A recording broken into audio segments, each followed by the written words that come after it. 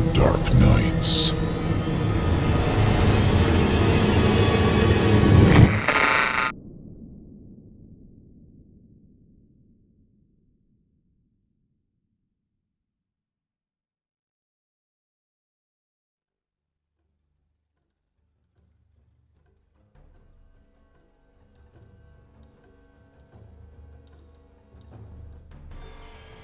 Shuffle by Sean McDaniel, narrated by Jesse Cornett.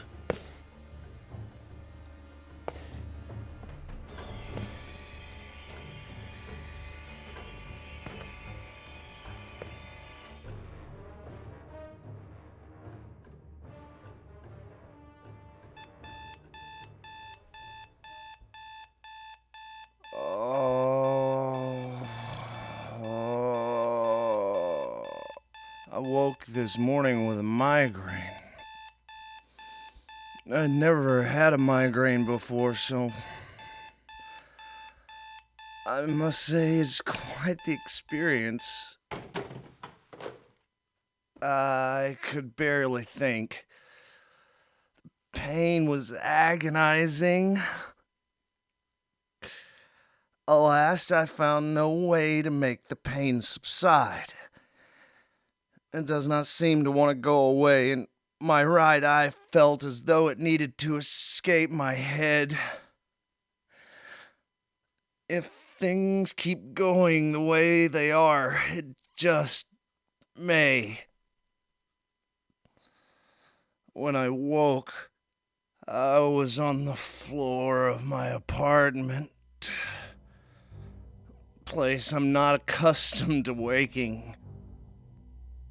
The world around me seemed to plot against me every moment. Everything seemingly in my way. Even my body seemed resentful to my need to stand. Almost unnatural.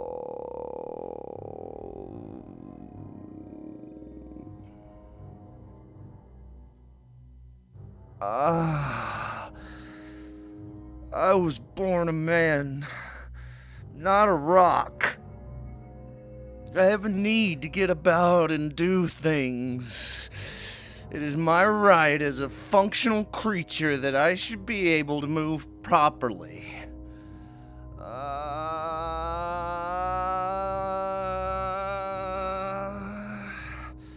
My first thought was, dear God, I had a stroke. I couldn't remember going to bed last night, let alone the floor.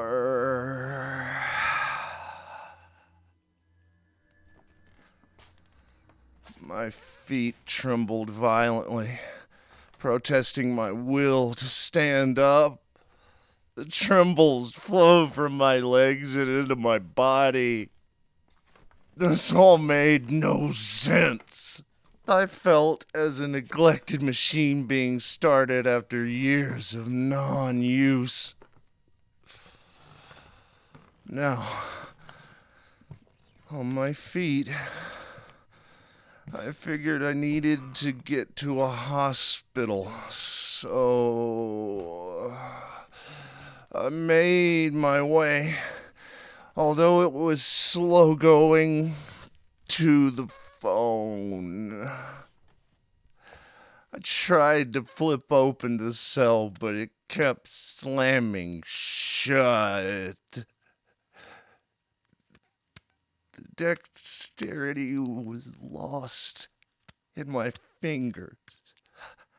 I could move them a little, but no longer could I wiggle my fingers freely or make a fist.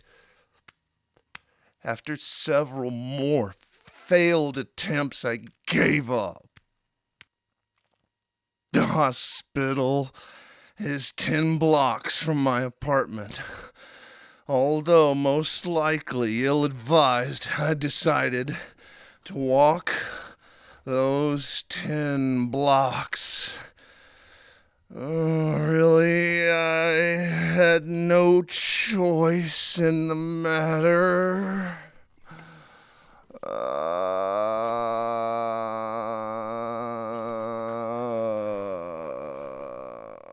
I was grateful to have a first-floor apartment. Every step gave me the impression the earth was trying to reclaim me. More and more gravity seemed to double, but somehow I continued to move. I felt like I was at the helm of some lumbering machine that had not been oiled in some time. It took me 1 hour just to reach the end of my block. There would be 9 to go. I realized it impossible to try and go any further. I needed to try and get someone to help me. Everyone I passed by regarded me strangely. It was the look I had used myself on occasion. You're disgusting. It was a look of detached disgust. It was the look one gives a homeless person, or anyone else for that matter, that finds themselves at the receiving end of a prejudice. I have no problems with most people, but I have stepped over 1 or 2 homeless people in my time. Not that I'm proud of it. I'm just a victim of my culture. I tried in vain to get people to dial an ambulance for me, but most just sneered.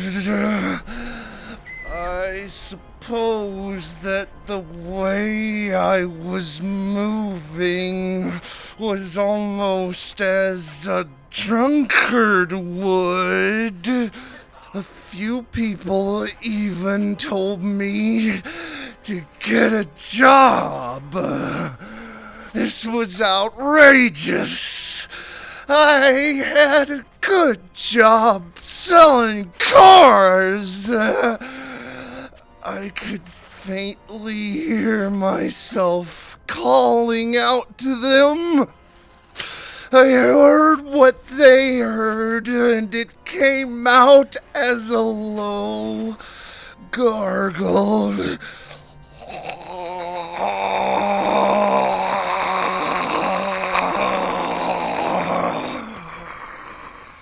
Instead of the "please call 911, I'm in serious trouble" that was in my head, I turned.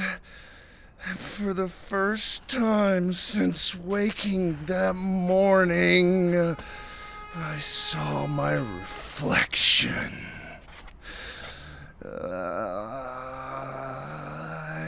In addition to my apparent stroke, a case of palsy had set in parts of my face. My eyes resembled that of a bloodhound, and my mouth was slack and drooling. I also realized that I couldn't feel anything aside from the pain in my head. I figured it was why I had so much trouble opening my phone. This was also, I found, the reason for everyone's negativity towards me. Because in my current condition, I really did look like something that had fallen out of the bowels of the local pub. I saw a few hold their nose as they scowled at me. Wow. So disgusting. Then there was the smell.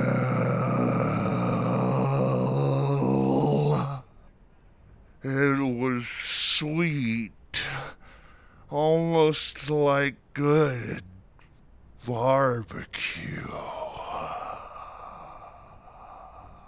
My migraine subsided a little, so naturally I followed my nose.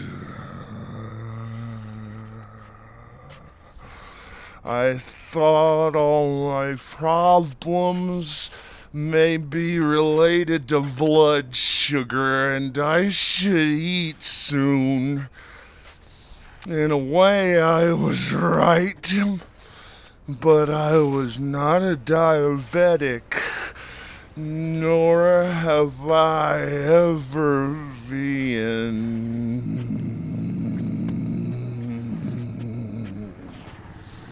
My nose led me down an alley and down another path and into another alley. I found a homeless man sitting by himself.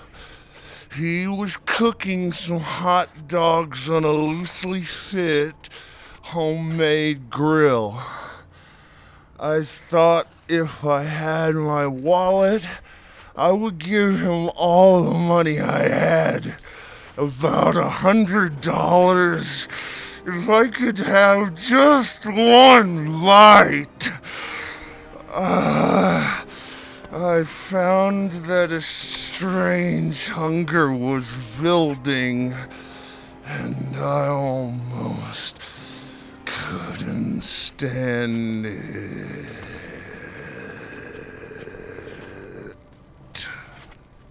The smell of cooking meat drew me in. My legs seemed to move better, and the weight lifted from my shoulders. I drew closer, and he looked at me, holding tight to his finger. He had a grimace of pain, and I could see that he had apparently burned himself while cooking the hot dogs.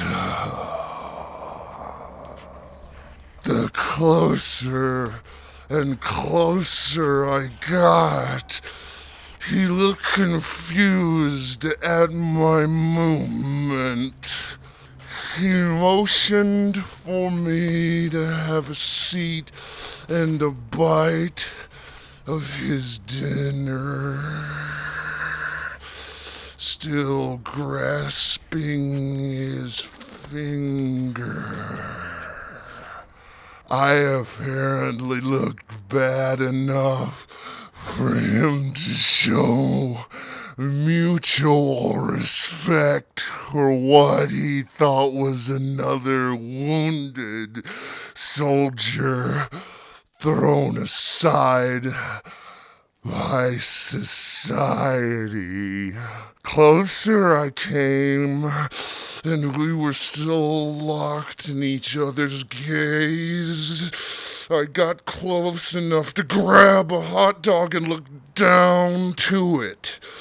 Strangely, I found it was not the source of the delicious smell. I could still smell the sweet smell in the air that had reminded me of that good old barbecue I once had in Kansas. My migraine was ever receding, being replaced by this intense hunger. I didn't know where the smell was coming from, but it was close, and I was lost in it. Almost euphoric. I could taste the cooked meat on my lips as the scent hit my nose. The smell was becoming ever so intoxicating. It was the hobo. He had burned his hand, cooked it, if you will, and there was no stopping what happened next. I tried to stop. I truly did. But my body had taken over. There was something needed. It was something unknown to me that my body was suddenly craving more than my ability to stop it. I will never forget the look in the man's eyes when I grabbed a hold of him with a grip that was vice-like. I had no idea that I was capable of this. I then bit his face. He in turn screamed. His skull broke under another vicious bite, and that was the end of his screaming. The gray matter was sweet.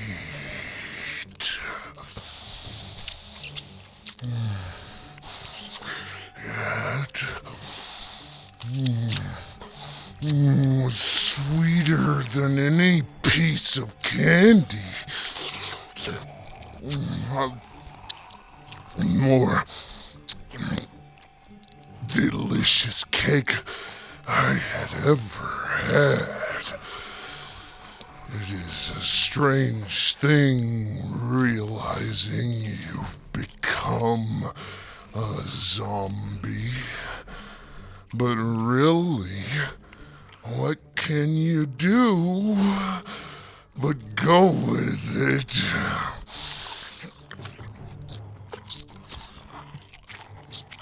So I kept eating until I had my fill.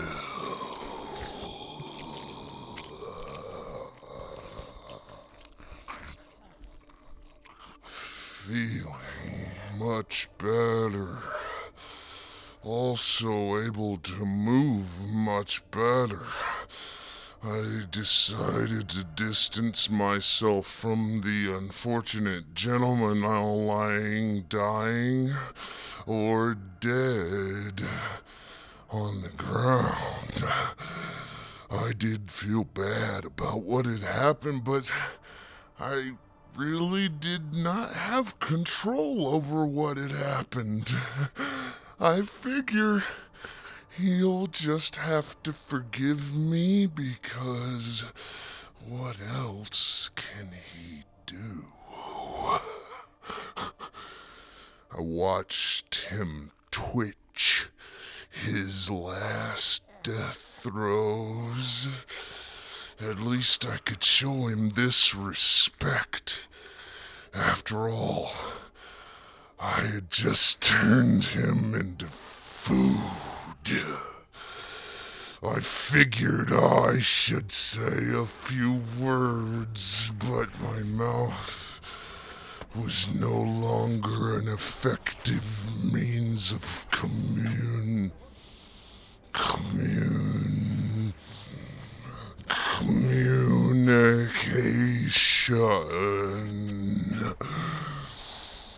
I then decided that if I were a zombie, and indeed seemed that way, I would have to make peace with eating people.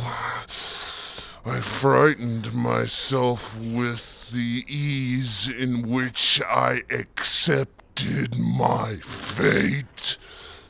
I was still myself, but who I was had changed in an instant. You never know what's going to happen in your life. You can adapt or fade away.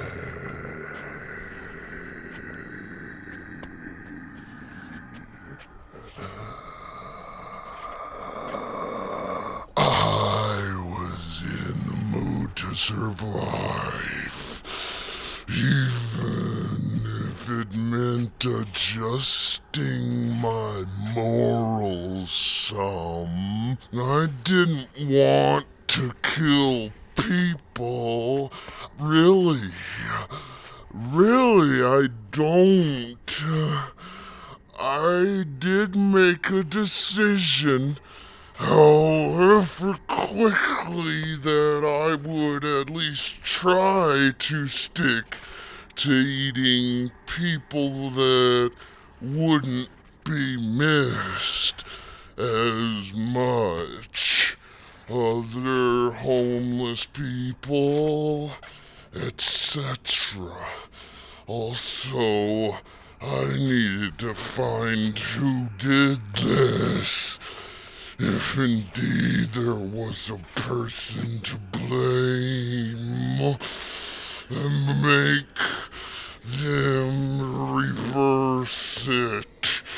If indeed it could be reversed. Until that day, I will continue to adapt and become what I have become. If I have become a zombie, then so be it. I will do what I need to survive as one. To persevere is to